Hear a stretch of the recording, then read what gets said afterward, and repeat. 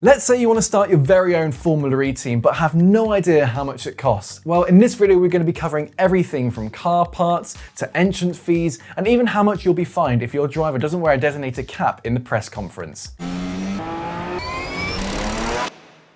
For the past 6 years, I worked in Formula E as a videographer, and during that time with some help from my friends in the paddock, as well as also the FIA regulations, we created our very own shopping list for the typical Generation 2 car, which has been running since the end of 2018 and will be going on to next season as well. Now originally there were plans for the Gen 2 being modified for next season, for example a redesign of the front and rear wing, added shark fin for star points, and some other bits and bobs, but because of COVID they had to pull the plug. So all the costs are coming from the current model of the Formula E car, as well as also the regulations going into Season 7, which is also the first time it's been deemed by the FIA as a World Championship, which basically means teams have just got to pay more to enter. Let's kick off with the entrance fee. You're a brand new customer team, and to enter is 100,000 euros, and I assume it's all done in euros because the FIA is based in France.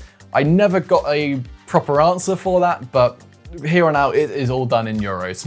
But you're not really fancying being a customer team. You want to come in as your own manufacturer to build your own components, you know, like Audi or Mercedes or Jaguar. So your entrance fee is now going to bump up to 170,000 euros. Plus, if you're building your own parts as well, obviously that's got to be homologated by the FIA, so everything's done by the book. So that's an additional 80,000 euros. Oh, and there's also a specific admin fee for manufacturers, so that's an additional 150,000 euros. Oh, and if you're wanting to sell your manufactured parts to other teams, that's an additional 55,000 euros. It's quite a lot of money just to sign on, isn't it?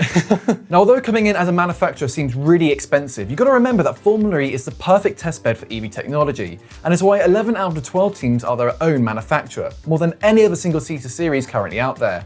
All the developments with their own powertrain and software working with the battery can be replicated straight into their road cars, and is why for them it makes perfect sense to sign on. Now there's a budget cap for a ready-to-race Formula E car, which its total is 817,300 euros, and the FIA have detailed out estimated costs for different components, but that changes with different teams and how much manufacturers want to charge customer teams. For the battery, which powers the entire car, costs 200,000 euros, and connected to that is a powertrain which ranges from 250,000 all the way up to 350,000 euros, a total price of 550,000 euros, which is the equivalent to 5 Tesla Model X's or 349 iPhone 12 Pro Maxes. But that's for just joining the championship and getting some power behind one of your cars. And for that, we need a chassis. And this can range with different teams, but it can go up to 299,600 euros. Now we just need some wheels. And just like other motorsports, Formula E has an official partnership with Michelin, who provide all the tires at each event. However, you still got to pay for the rims. These come in at 800 per rim, so you're looking around 3,200 to have all 4 to get you going. However, you don't just want to be running one set all day. And in Season 7, teams are allowed up to 4 sets of tires per day per driver,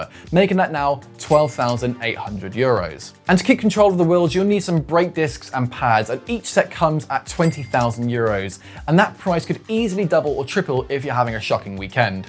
But wait a minute, you actually need to attach the wheel to the car itself, so you need one of these, which is a wheel nut. These come in at 120 a pop, so obviously you're needing 4 of them, so that's 480 in total. And it's always good to have spares just in case you accidentally leave one of these behind and someone comes along and finds it. Now, to look after the driver whilst in the cockpit, like in Formula 1, they are protected by a halo device. But this is Formula E, which means it has LED lights embedded around to indicate whether they're in attack mode or using fan boost. And that will set you back 12,700 euros. The driver now needs a way to drive the car, which can be done using XAP's steering wheel, the same of which you'll find in Formula 2, which comes in at 7,000 euros. Connected to that and to the entire car is the wiring loom, which can send data back to the teams, but can also send data to the broadcast guys. That way, when we're watching it, we can see battery percentages, as well as also telemetry as well.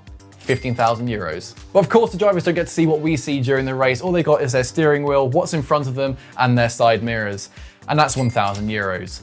Each. And just before we go into the fun penalty figures, let's talk about the thing that has to get replaced the most, which is the front wing. Formula E races on street circuits, it's close racing, so naturally the front wing is going to take the most brunt and it has to be replaced the most often, and that costs 15,000 euros. Now, what a lot of teams try to do to not have to pay that each time is actually have carbon fiber fabricators at the back of their garages to try and repair the wings as best they can during the sessions, but ultimately, if it's too far gone, it just goes straight into recycling.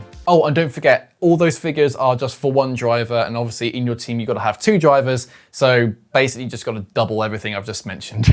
But speaking of the drivers, let's imagine one of them has been caught speeding in the pit lane. Now you actually get fined €100 every kilometer you go over the limit. So if the speed limit is 50 and you've been caught at 54, that means you've been charged €400. Now let's say during a race, a driver hits another driver off the track and he receives a small penalty, but nothing massive. As a team, if you want to protest that, that's going to cost you €2,000, regardless if it's successful in your favor. And the last one, which is really funny to me, is that if a driver is late or doesn't arrive to their press conference, they can receive a fine up to €3,000, an additional €1,000 if they don't wear closed overalls or wear the designated cap. And I've got personal experience with this. I was doing the post-race press conferences in Berlin, asking questions on behalf of media to the drivers. And there's a few times where drivers had particularly bad races and went straight back to our hotel. And we knew in the back of our minds that, yep, they're gonna get fined.